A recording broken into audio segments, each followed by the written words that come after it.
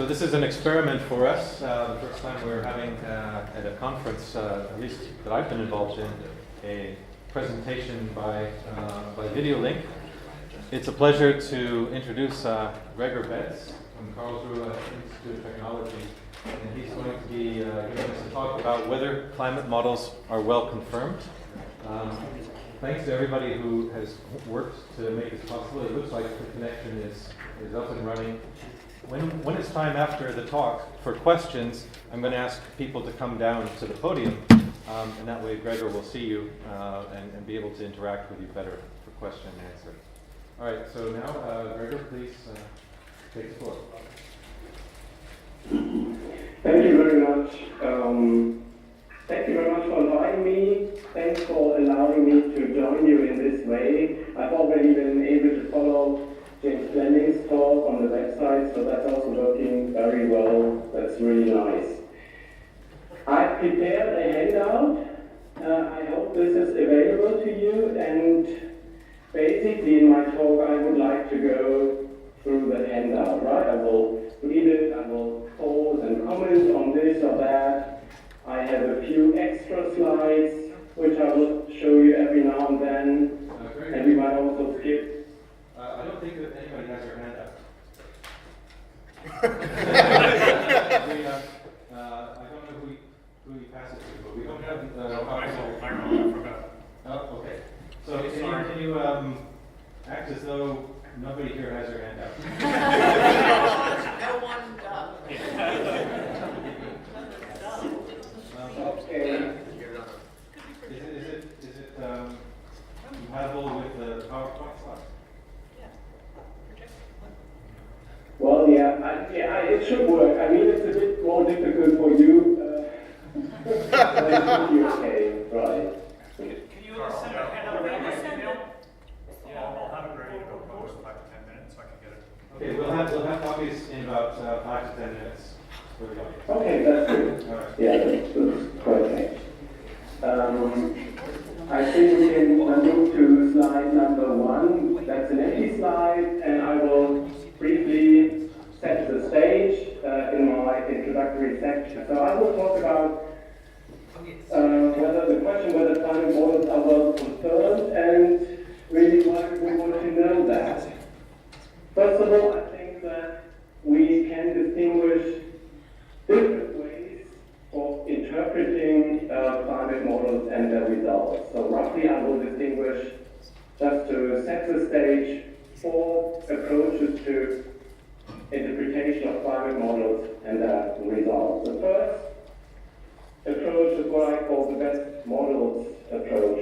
That is, we take the results of the empirically best confirmed models for granted and base our policy deliberation on the corresponding predictions. Best model approach, that's the first approach. The second approach, what I call probabilistic ensemble. And according to that approach, we make instead probabilistic climate predictions from the relative frequency of results in the entire model ensemble, and that might be a more or less complicated inference. Thirdly, that's an approach I call possibilistic ensemble. We interpret the multi-model ensemble as spanning or constraining the range of serious possibilities to be considered in policy making. And the fourth approach can be called unknown unknowns. According to this approach, we use climate models in order to identify possibilities which we haven't even articulated before, which we haven't even thought about before. So these are not necessarily exhaustive, or not necessarily exhaustive ways for interpreting climate models and their results. In this talk, I will really focus just on the first approach, the best model approach, according to which we, first of all, check which are the best confirmed models and then rely on their predictions in our policy deliberations. I'm not going to talk about the other approaches here. Could you briefly display slide number 2, which should show 2 papers? There is also a literature on the question whether we can confirm climate models and what the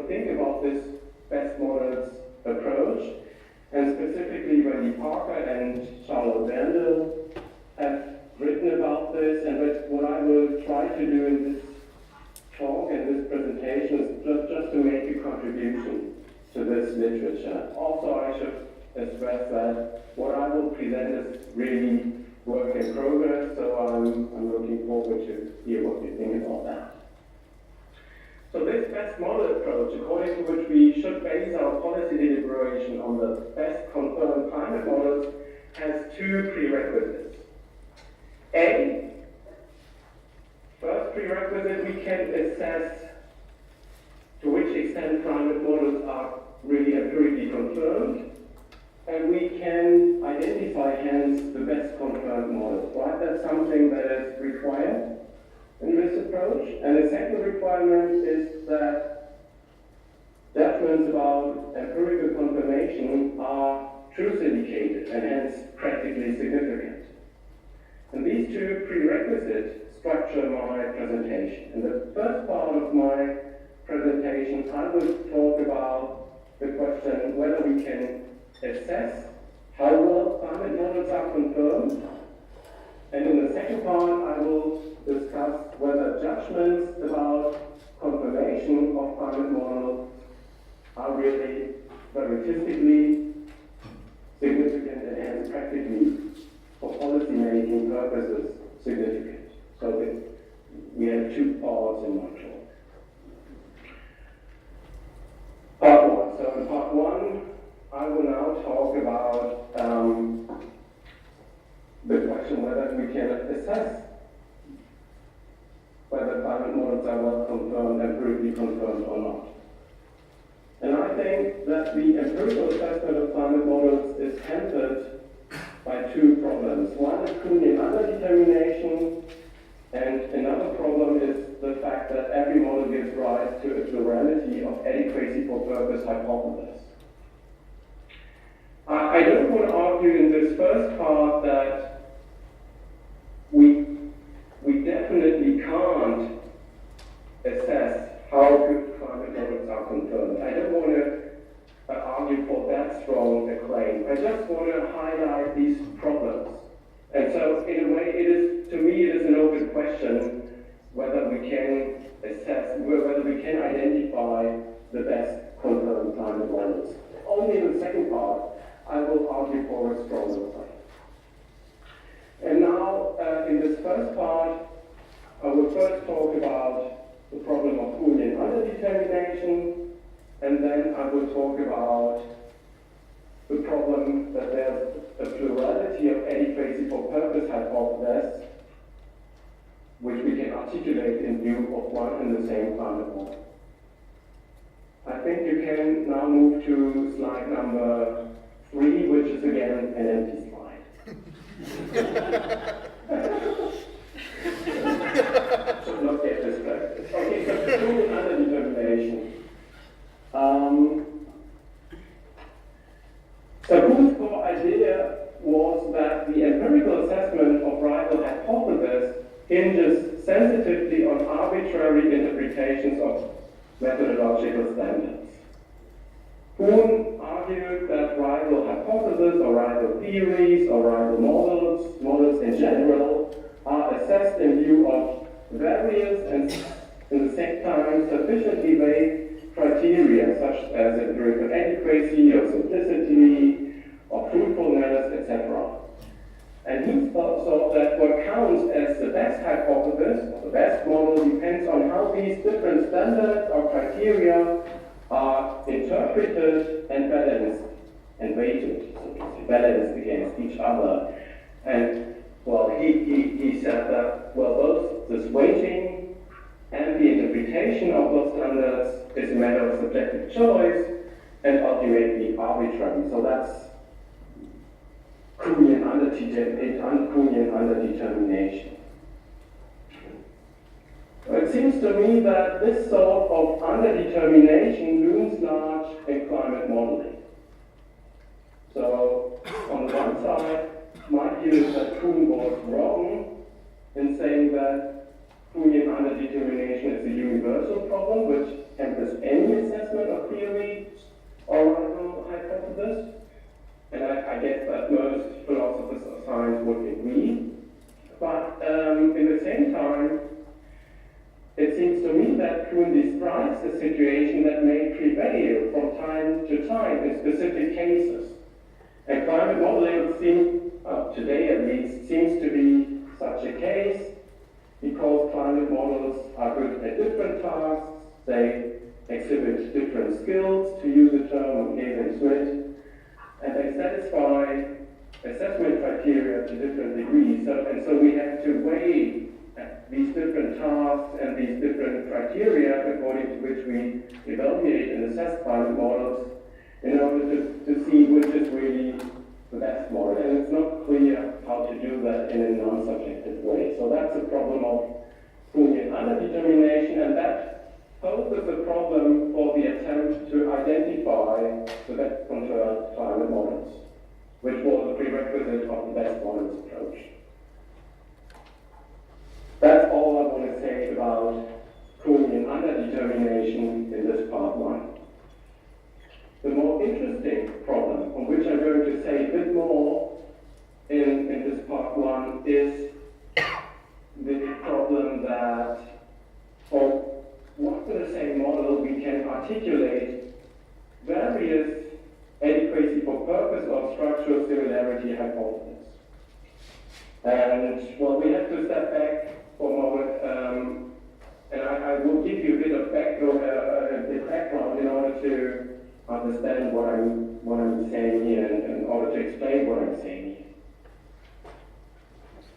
The handouts are not there, are they? No. Not yet. Okay.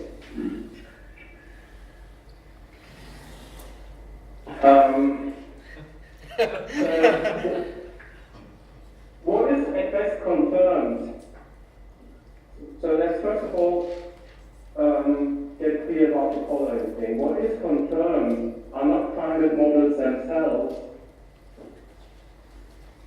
but hypotheses which refer to climate models and which specify in which way the model resembles a certain target system. And that these sort of hypotheses which refer to models are called in the literature structural similarity hypothesis or adequacy for purpose hypothesis. To see this, we will first consider a very simple example, an example of a material model. Now we can move to slide number 4, which has the picture. Right, the first example will be a model of a tanker, a physical tanker model, which is used to investigate, for instance, the maneuvering properties of a real ship.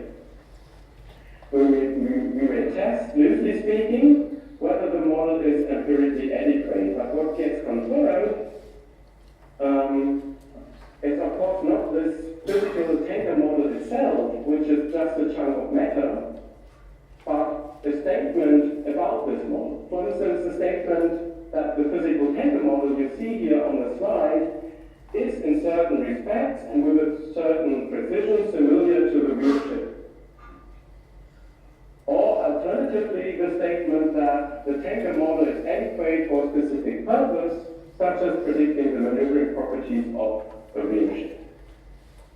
Right, so it's these sort of hypotheses or statements that get confirmed and not the physical tanker model itself. And that's not only true of these physical material models, but also of abstract models, and in particular of climate models.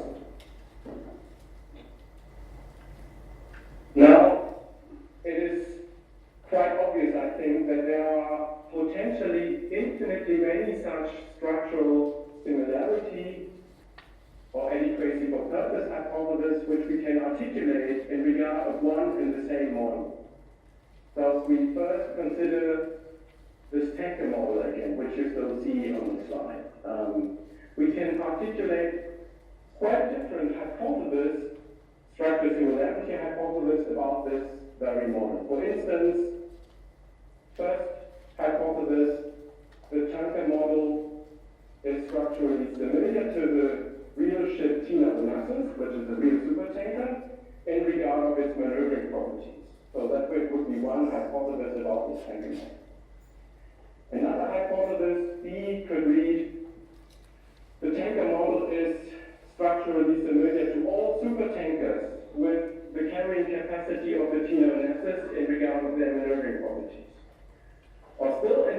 hypothesis could read, the tanker model is structurally familiar to all ships with a certain carrying capacity in regard to the ability to resist superwaves. Right? And so we have different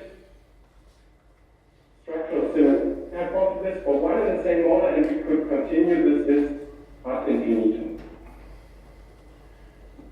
Well, and likewise, and now we leave the tanker model, and I think we can go to slide number 5, which is again empty, so that you don't get distracted. Likewise, we can articulate different structural similarity hypotheses about one and the same climate model.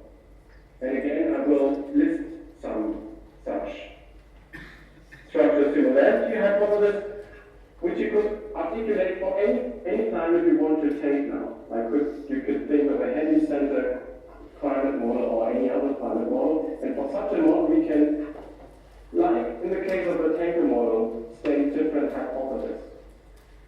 So, for instance, the climate model is structurally similar to 20th century climate in regard of decadal to sartorial evolution of global means, the base temperature, and its variable response to alternative anthropogenic forcings.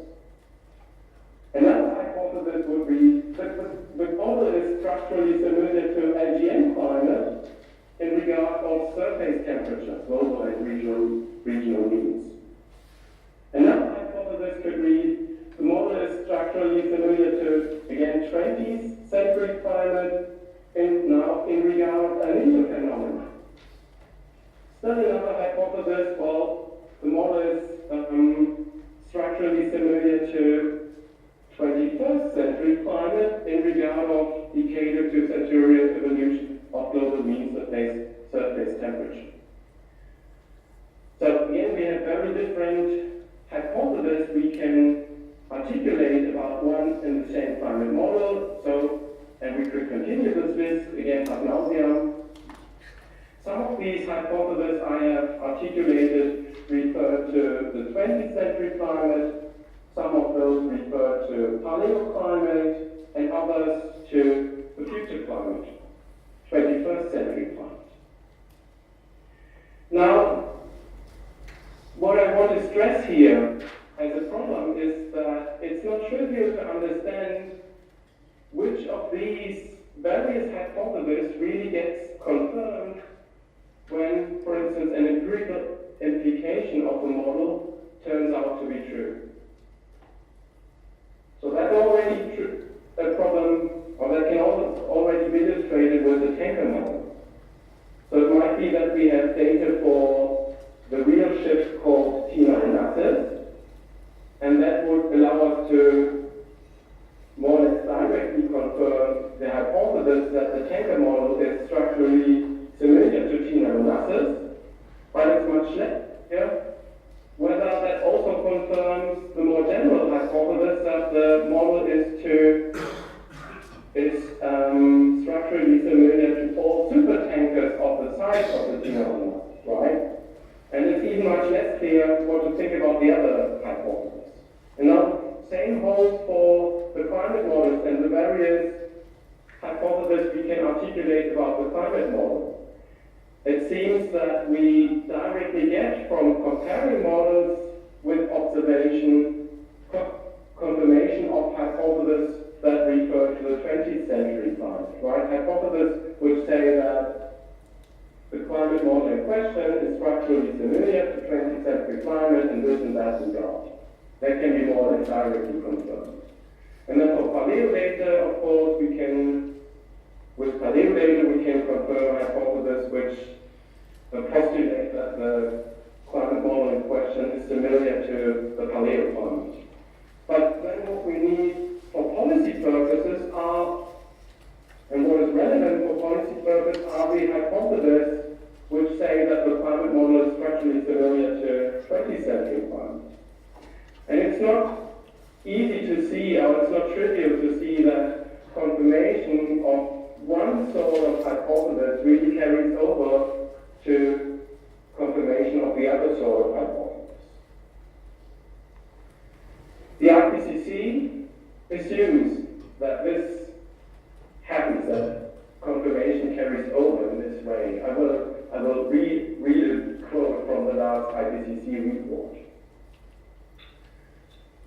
Confidence in climate model projections is based on physical understanding of the climate system and its representation in climate models, and on a demonstration of how well models represent a wide range of processes and climate characteristics on various spatial and temporal scales. A climate model's credibility is increased if the model is able to simulate past variations in climate, such as trends over the 20th century and paleoclimatic changes. So again, here the IPCC assumes that confirmation of one sort of hypothesis we can articulate in view of a specific climate model carries over to confirmation of the policy relevant hypothesis which refer and talk about the future climate, or the 21st century climate. But again, it's not trivial to see that. I think what we can learn from confirmation theory, especially from Bayesian confirmation theory, and in particular from the treatment of certain paradoxes of confirmation in Bayesian confirmation theory, is the following. If policymaking relies on some hypothesis A, but only the hypothesis B is directly confirmed by the evidence, then this confirmation of B is only policy relevant if A and B are inferentially or probabilistically related through suitable background knowledge. So as regards climate models, we need, I think, extra climatological reasoning that bridges the gap between hypotheses that refer to the past and claim that the model in question is structurally similar to past climate on the one side, and hypotheses about the future on the other side. And that's something I'm just missing, or at least maybe I'm also ignoring. I haven't found in empirical evaluations of climate models, and that's why it remains an open question to me whether we can really identify the climate model which gives rise to the best confirmed policy relevant adequacy hypothesis hypothesis. So in other words, it's an open question to me whether this first prerequisite of the best model approach is satisfying or not. Am I right that the handout just gets distributed? No. No. No, yeah. Okay, so that's all I wanted to say in part one. And I will now move to the second prerequisite, which of the best model approach. So again, let me say again what was the best model approach. That was the idea that we identify what are the best confirmed models and base our policy deliberations on the predictions of those models. One prerequisite was that we can identify the best confirmed models. I've talked about that, and I've drawn some question marks. And another prerequisite of that approach is that judgments about confirmations are really truth indicated. They indicate which of the models is closest to the truth, or is most likely to be true, etc. And now I want to discuss the second prerequisite, and I will argue that it is not universally true that judgments about confirmation are really truth indicated, and what follows is that there are some cases in which such judgments about confirmation are not really relevant for decision-making purposes. And I will also argue that climate modeling is such a case, is precisely such a case.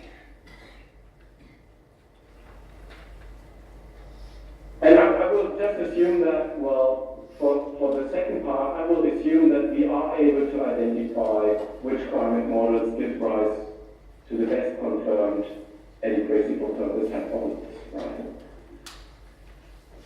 So again, in order to unfold my arguments, I want to give you a bit background first, and now this is background from confirmation theory. First of all, qualitative or quantitative judgments about confirmation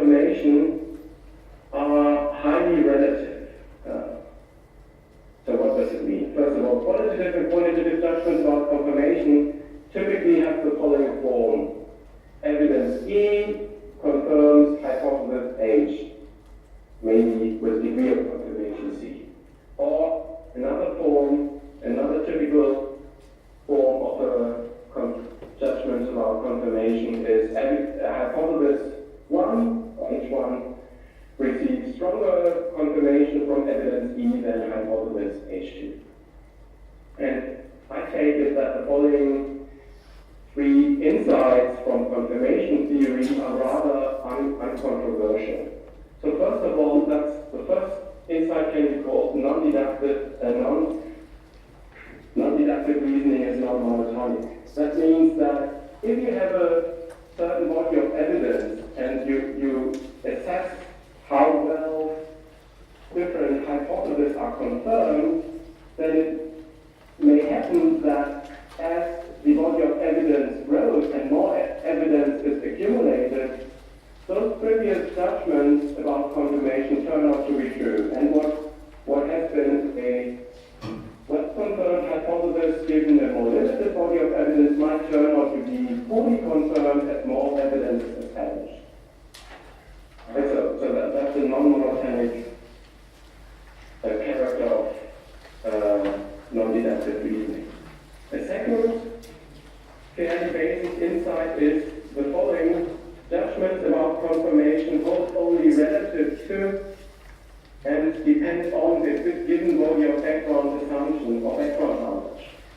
And as the background knowledge changes or is revised, all these judgments about confirmation may change as well.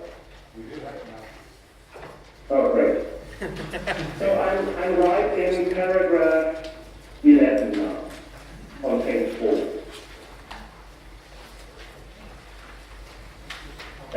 Right, so that was judgment about confirmation was only relative to and depend on a given body of background assumptions. And third fairly basic insight is judgments about confirmation of some hypotheses are explicitly or implicitly of comparative nature and depend on assumptions about the set of alternatives to H. That is, so even if you explicitly say that one hypothesis is better confirmed or gets stronger confirmation from a given body of evidence than another hypothesis, or if you don't do that, if you just say, well, H is confirmed given the evidence, you implicitly assume that this holds only relative to a set of alternatives to consider. And if those assumptions about the alternatives to the hypothesis in question change, so maybe more hypotheses are articulated that haven't been considered before, then the judgments about confirmation may turn out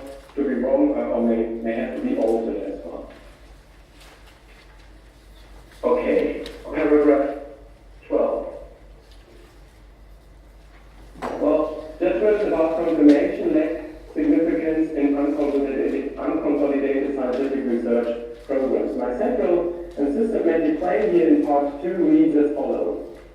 That's this claim confirmation veritistically worked at. If a research program is not consolidated, then judgments about empirical confirmation are of no veritistic value. So, what do I mean? Let me briefly explain the terms here. A research program is unconsolidated if it displays a highly volatile scientific controversy, that is, if the body of empirical evidence and the body of arguments put forward, the set of alternative hypotheses seriously considered, and the body of background knowledge change continuously. And if judgments about empirical confirmation have no veritistic value, then such judgments still allow us to infer, for instance, whether a better confirmed hypothesis this is more likely to be true than a less confirmed one. So that's what I mean when I say yes, talk about veritistic value. Now, as we're ultimately interested in policy making, in the truth of adequacy for purpose hypothesis, this implies further that judgments about empirical confirmation are irrelevant for practical and policy making purposes, right? So if they have no veritistic value, then they are also practically worthless. Okay. Clearly this systematic claim is in need of justification. I will sketch 3 theoretical arguments, and then I will present an argument which relies on studies in the history of science. Paragraph 13 contains these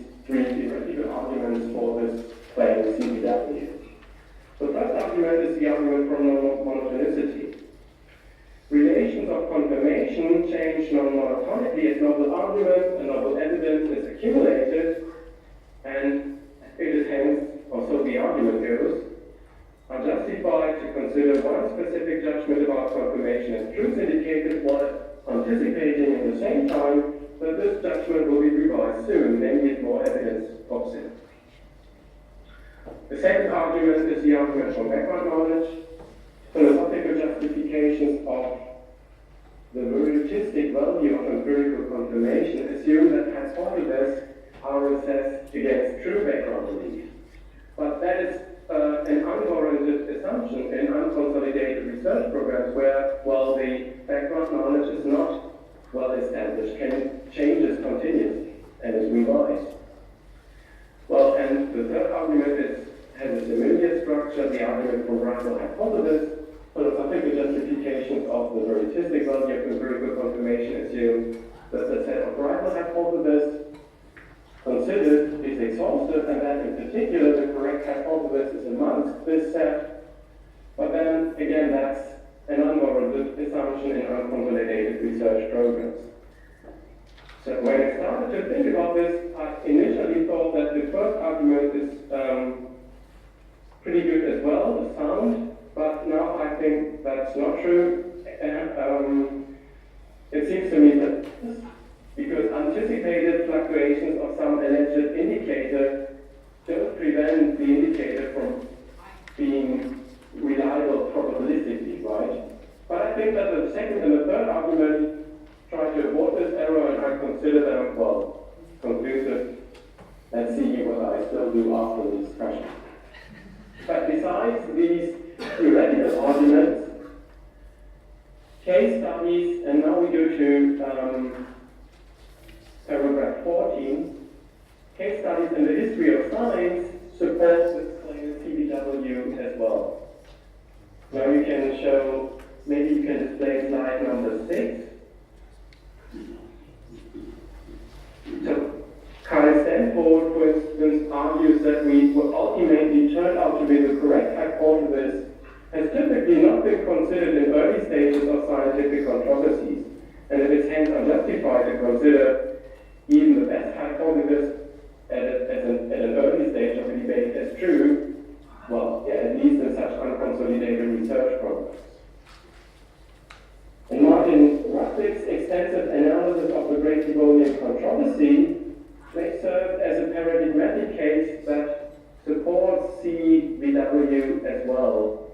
Well, I think that case study at least provides a very strong counterexample to the claim that judgments about confirmation are generally and always truth indicated. And I would like to spend a few more minutes on this case study.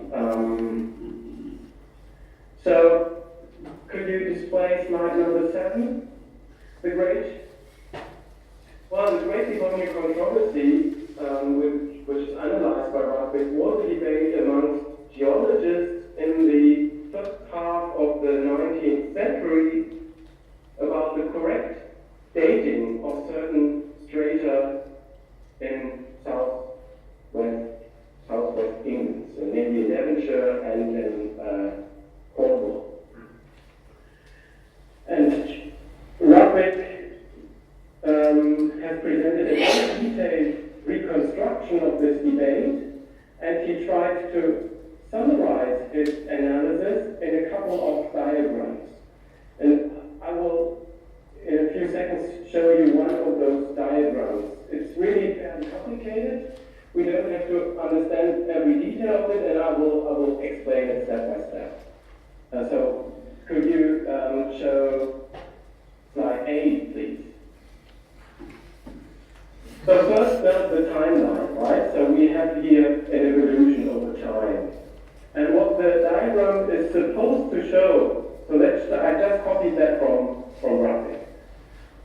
What the diagram is supposed to show is the opinion trajectories of the proponents of the debate. So each curve supposedly shows how the scientist who participated in the debate has changed her position, well, in this case really his position, in the course of the time, right? And so we see that we have something like 10 or so proponents or opponents of the debate, and so correspondingly 10 curves which show how these guys have changed their position and their opinions in the debate. And I would like to highlight 3 things here. The first thing we can read of the diagram is that the debate was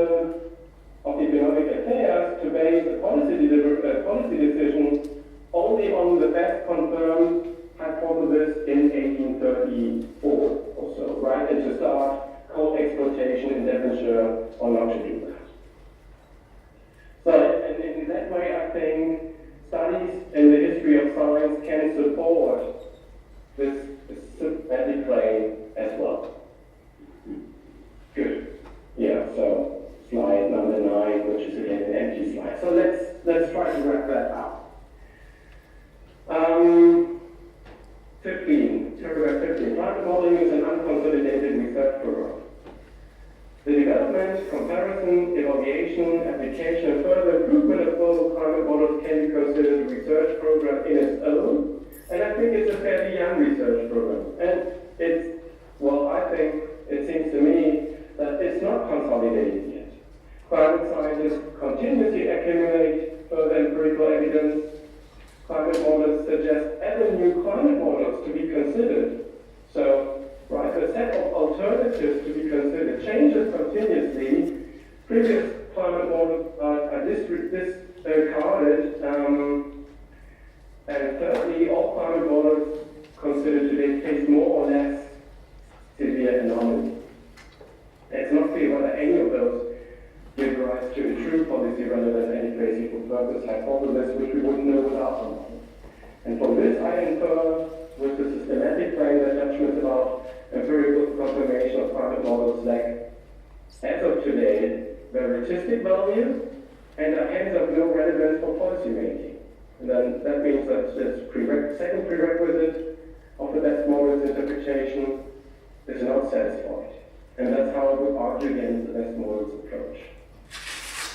Now, does that mean that all assessments are in vain? I mean, we know that climate modelers or climatologists in general spend a lot of time, cognitive resources, financial resources on the empirical assessment of climate models. Is this all the waste of precious resources? That does not follow from what I've been arguing or trying to argue for, right? That does not follow from what I'm saying, and that's very briefly what I would like to explain at the end of my talk. It's the outlook, decision-making in society, and decision-making in science.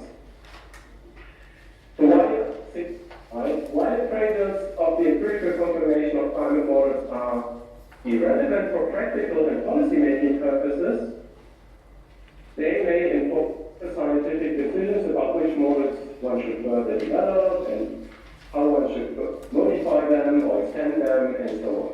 So Larry Rotman calls for carefully distinguishing two questions in scientific theory evaluation, and I think it's really good to remember that at this stage here.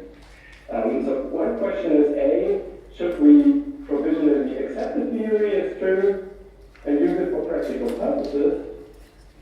And a completely different question is, should we further pursue and investigate the theory and approve the theory or try to improve it within a research program? And well, it seems to me that judgments about empirical confirmation might very well inform decisions of type B, and that means that empirical assessments of climate models trying to identify how well these are confirmed in a way can be essential for the progression of the research program of climate modeling. Thank you.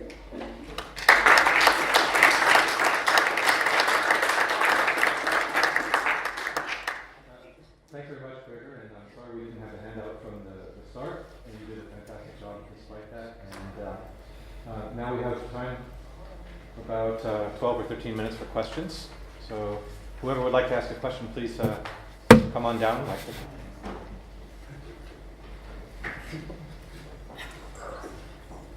Be careful of the tripod. So stand here for me. Maybe you can say who you are. Hi, I'm Adrian. This is very awkward. I wasn't really convinced by the stuff you had to say about Kuhnian underdetermination. So, or at least the line that it was an acute problem in the climate science case.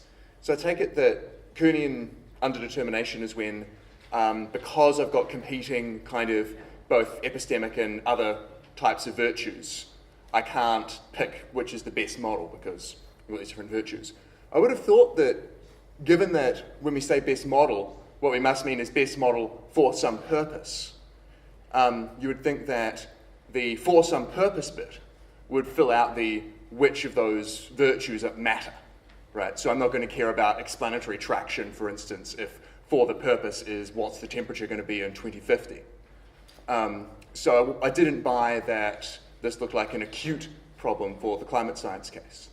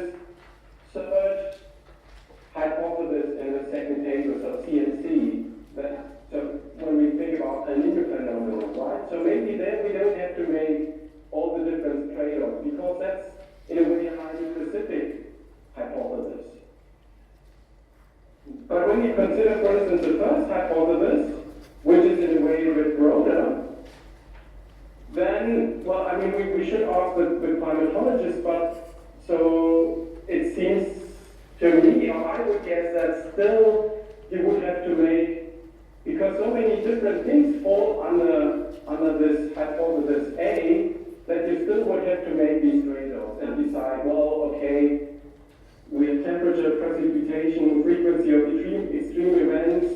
One model is good at this, another model is good at that. So how do we weigh that? So there the problem might still pop up, but in general I think you're right in saying that these articulation of, well, getting clear about the fact that it's adequacy for purpose hypothesis, which are confirmed, might help to ease the problem of Boolean underdetermination.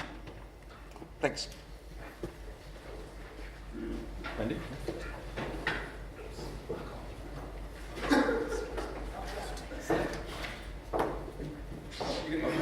Sorry, I thought I didn't see. Oh, go ahead. So I have a number of difficulties with your argument, things that I find very frustrating. And one is you tend to talk of both confirmation and policy relevance in binary terms. Either a hypothesis is or it isn't confirmed, and either a model is or it isn't policy relevant. And it's an all or nothing argument. But that's not how any empirical science actually operates. When we attempt to confirm a hypothesis, it's not all or nothing. We get more evidence for or against it, and we accumulate that evidence. So that's one thing. And the other thing is your argument seems to be predicated on this claim about an unconsolidated scientific program. And you say, if it's unconsolidated, then the following applies. And then at the end, you just said, well, in my opinion, it seems that climate modeling is unconsolidated, but you offered no evidence. And I don't think you have to hang out very long in the climate modeling community to understand that it is an extremely consolidated community, certainly in the terms that you've laid out there. So I'd want to see some evidence, certainly about that claim.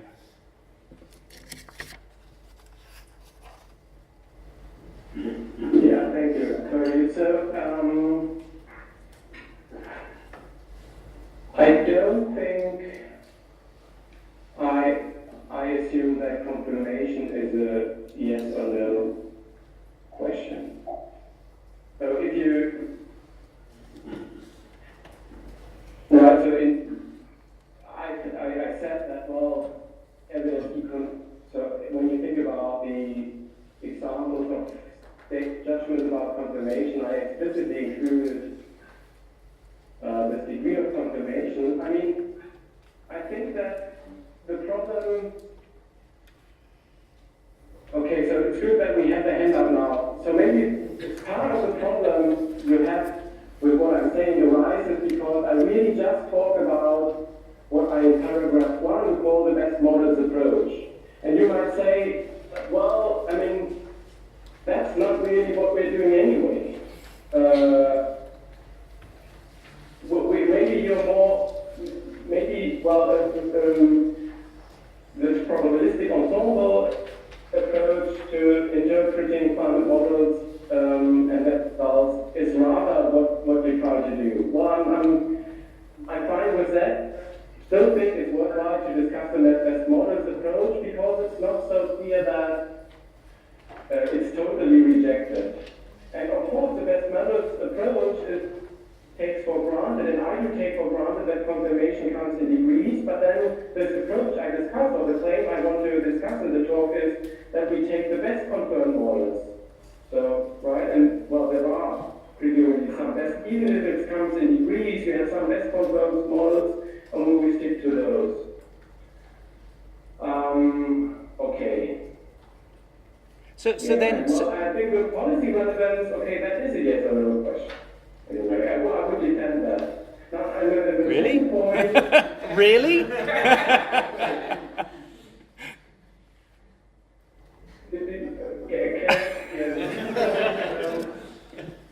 And actually, I want to hear this argument. Yeah, sorry, I didn't hear you actually. Sorry, that was I didn't want to interrupt you. So, well, I mean, what about it's unconsolidated think that term this term has also an everyday meaning, and in certain respects, certainly that is a highly consolidated research programs. Also, when you think about it in terms of the structures that have been established within the community, certain standards, and all the experiments, of course, but what I have in mind here is, for instance, this point 2 in paragraph 15, that would be the kind of evidence. And that is, the fact that the set of alternatives you consider changes continuously and changes actually quite rapidly, the set of alternative hypotheses. And now confirmation hinges critically, and judgments about, also quantitative judgments about degree of confirmation hinge critically on the set of alternatives you consider, right? And it's in this respect that I say the program is unconsolidated, and then it's just because of this, for instance, that this third argument, theoretical argument, the argument from rival hypothesis, really is applicable to climate science. But again, let me say, I think that is not, you're right in saying that this is a question, a really good question. I have to give evidence, and that's something I think the philosopher cannot decide alone, right? That's something I'm of course in saying this, I'm consolidated, I'm relying on how climatologists describe what they are doing, and it's important. I think that's one of the many places where it's important to discuss. And if you say, well, all the things you have in mind about when you talk about unconsolidated research programs are actually not applicable to climate knowledge, well then of course the argument doesn't go through. Okay, so good to have these a quick response, not a question, a quick. So just a very quick response to that. I suggest that you take a detailed look at how model intercomparison projects work within the climate modeling community, and especially the progress that's been made in those projects over the last 20 years. And that will give you more clue about consolidation of that as a scientific program. Okay, thanks. May I briefly, very briefly, just say one thing? I don't deny, I don't want to deny, I think I don't have to deny that there is progress in the climate modeling community. And that, again, that's something David is always stressing, that climate models get better at certain skills. Of course they do. Nobody is, I think, denying that. And that is, I don't want to play that down also. I think that is really impressive.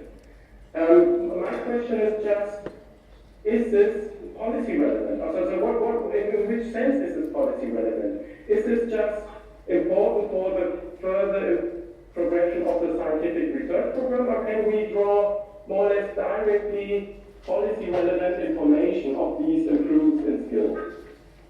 So I don't want to downplay this progress at all. Hi, Gregor.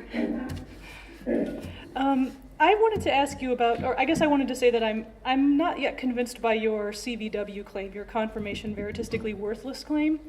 It just seems, and this is sort of related to the idea of the unconsolidated research program. I sort of feel like the argument is sort of operating at too coarse of a level, that there's this thing, the unconsolidated research program, and then we get to help ourselves to your argument from background knowledge. It seems to me that there's room for certain within even a research program that we might be happy to describe as unconsolidated, there still might be some instances where we would say the features of this where we think we're actually getting confirmation are not ones where the background assumptions are, say, controversial. Or so I just think it's too coarse of a unit to sort of to operate on for purposes of a claim like CVW. I don't know if that makes sense, but in other words, that even within a sort of unconsolidated research program, there might be scope for real progress in confirmation that we would consider veritistically valuable. It would depend on things like relations among the background assumptions being used, whether those are the kinds of things that are continually changing or not. Some of those things are not continually changing. So I don't know if that makes sense, but it's just a sort of plea for refinement of the CVW claim.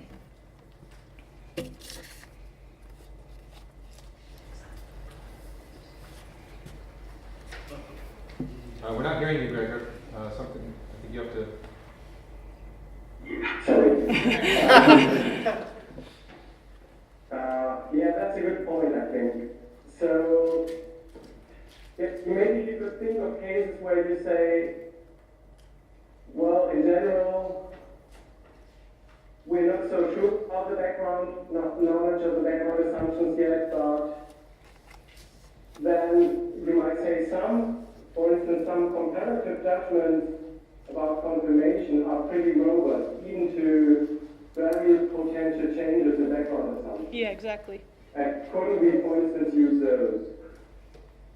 I think, yeah, it's true. I mean, I agree with what you say, that maybe it's too coarse-grained, and also probably that's pretty clear. These are just sketches, and the arguments have to be worked out in detail. And you're probably right, Rondo. I think I should think about that. I don't know how to. Yeah, that would mean that the antecedent of my central systematic claim has to get stronger, right? It's not strong Yeah, enough. it's too coarse-grained, yeah. Yeah. And then it is another open question whether the stronger antecedent of my systematic claim still applies to climate modeling. Yeah, or that there might be some claims within the body of the research program that can actually be confirmed. So anyway, yeah, but I think you get the drift of what I'm getting at, so that's great. Thank you. Yeah, we have time for one more brief question and brief answer. I'll promise to keep this short. Thank you very much. I took it, nice to see you. I took it to heart that the body of background knowledge is changing continuously, so that's a nice continuity with my talk. But my question, and knowing Martin Rederick pretty well, he was on my dissertation committee for a while, just when his book was coming out in 1988. And his was a major contribution to this question of social construction of knowledge. But he was arguing for thick description, the role of history in arguing for the social shaping of knowledge. So he didn't just talk about the intellectual positions of the people in the controversy, but he talked about their status, their standing, their role in a larger community. So my question is the embeddedness. You're talking about a rational, consolidated research program about climate ideas, but what about the bigger context, especially when you bring in policy? You're talking about climate in connection with the implications of it for policy. Was that a question? Yeah. Okay, yeah, thank you. That's a good question. So two things maybe. First of all, I think that Rotman's study gives me the required nuanced picture of the interplay between, let's call them rational influences on scientific controversy, empirical evidence, new arguments on the one side, and then the social embeddedness. And I think, so the way I read it is that, the social context doesn't really determine the outcome of the debate. So that's also one thing I find as a philosopher very interesting about this study. But clearly it's not, I'm not denying, and Rotman is not denying that these factors do have an influence. Now, what you suggest is that, maybe you could make, maybe you could make a similar argument I have made, which refers to the social context within which climate science and climate modeling takes place.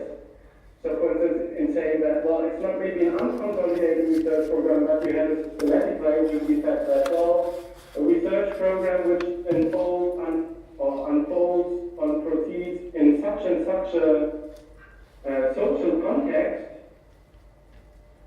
has this and this qualities, or in such research programs, judgments about confirmations should be handled with care or interpreted with care and so on. I think that work in social epistemology, in a way, goes into that direction. way. They argue that, well, because of the high plurality and the of different stakeholders and scientists in the field, there's all the reason to trust the outcomes. But I think I would say that, what we suggest is to connect this sort of research with really perspective from social epistemology. And that's also, I think, interesting. Thank you. Thanks again.